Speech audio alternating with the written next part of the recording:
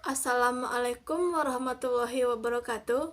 Perkenalkan, nama saya Safira Ratnajita dengan NIM 21016112, Prodi Pendidikan Bahasa Indonesia. Pada kesempatan kali ini, saya akan menyampaikan sebuah materi, yaitu administrasi kurikulum. Tugas ini dibuat untuk memenuhi nilai mata kuliah administrasi dan supervisi pendidikan yang diampu oleh Ibu Tia Ayuningrum MPD. Baiklah, kita masuk ke materi yang pertama, yaitu pengertian kurikulum dan administrasi kurikulum. Kurikulum merupakan seperangkat atau suatu sistem rencana dan pengaturan mengenai bahan pembelajaran yang dapat dipedomani dalam aktivitas belajar mengajar. Intinya, kurikulum adalah rencana pembelajaran. Oleh karena itu, semua pihak yang terlibat dan berkaitan langsung dengan fungsi kurikulum ini wajib memahaminya. Pihak-pihak seperti pelajar atau peserta didik yang menjalankan kurikulum, pihak orang tua peserta didik, guru atau pendidik, maupun pemerintah melalui sekolah maupun dinas pendidikan wajib memahami kurikulum yang sedang diterapkan. Administrasi kurikulum merupakan seluruh proses kegiatan yang direncanakan dan diusahakan secara sengaja dan bersungguh-sungguh, serta pembinaan secara kontinu terhadap situasi belajar mengajar secara efisien demi membantu tercapainya tujuan pendidikan yang telah diterapkan. Selanjutnya, materi yang kedua itu proses administrasi kurikulum. Administrasi kurikulum terdiri dari beberapa proses agar pelaksanaan pembelajaran dapat sesuai dengan apa yang diharapkan. Adapun prosesnya yaitu yang pertama, perencanaan. Perencanaan kurikulum sebagian besar dilaksanakan dan ditentukan oleh Departemen Pendidikan Nasional di tingkat pusat. Ini berarti bahwa di tingkat daerah dan sekolah tidak ada perencanaan kurikulum.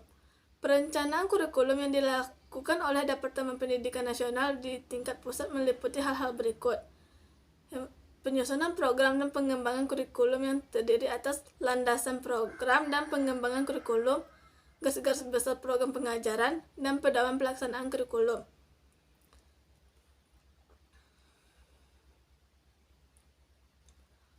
Untuk merumuskan kurikulum, hendaknya diperhatikan prinsip-prinsip umum yang berlaku dalam pengembangan dan perumusan kurikulum itu sendiri, yaitu prinsip relevansi, prinsip efektif, prinsip efisiensi, prinsip kontinuitas, dan prinsip fleksibilitas. Yang kedua itu pelaksanaan. Pelaksanaan kegiatan yang dilakukan guru dan pelaksanaan kurikulum di sekolah meliputi yang pertama, penyusunan program pengajaran semesteran atau caturwulan. Tujuan penyusunan program pengajaran semesteran atau caturwulan ini sebagai berikut. Pertama, menjabarkan bahan pelajaran yang akan disajikan guru dalam proses belajar mengajar. Kedua, mengarahkan tugas yang harus ditempuh guru agar pengajaran dilakukan bertahap. Selanjutnya, penyusunan persiapan mengajar yang akan digunakan untuk dipedomani oleh guru dalam melaksanakan proses belajar mengajar di kelas. Yang ketiga, pelaksanaan proses belajar mengajar. Yang keempat, kegiatan kurikuler dan ekstrakurikuler. Yang ketiga itu pengawasan. Pengawasan adalah fungsi administratif bagi setiap administrator untuk memastikan bahwa apa yang dikerjakan sesuai dengan yang dikehendaki. Pengawasan itu meliputi pemeriksaan apakah semua berjalan sesuai dengan rencana yang dibuat, instruksi-instruksi yang dikeluarkan, dan prinsip-prinsip yang ditetapkan. Yang keempat itu evaluasi. Evaluasi terdiri dari evaluasi hasil belajar dan evaluasi program pengajaran. Evaluasi hasil belajar merupakan suatu kegiatan yang dilakukan guna memberikan berbagai informasi secara berkesinambungan dan menyeluruh tentang proses dan hasil belajar yang telah dicapai siswa. Evaluasi program pengajaran merupakan suatu rangkaian kegiatan yang dilakukan dengan sengaja untuk melihat tingkat keberhasilan program serta faktor-faktor yang mendukung atau menghambat keberhasilan program tersebut. Selanjutnya itu peran guru dalam administrasi kurikulum. Sri Herlina menyatakan bahwa di sekolah, guru berada dalam kegiatan administrasi sekolah.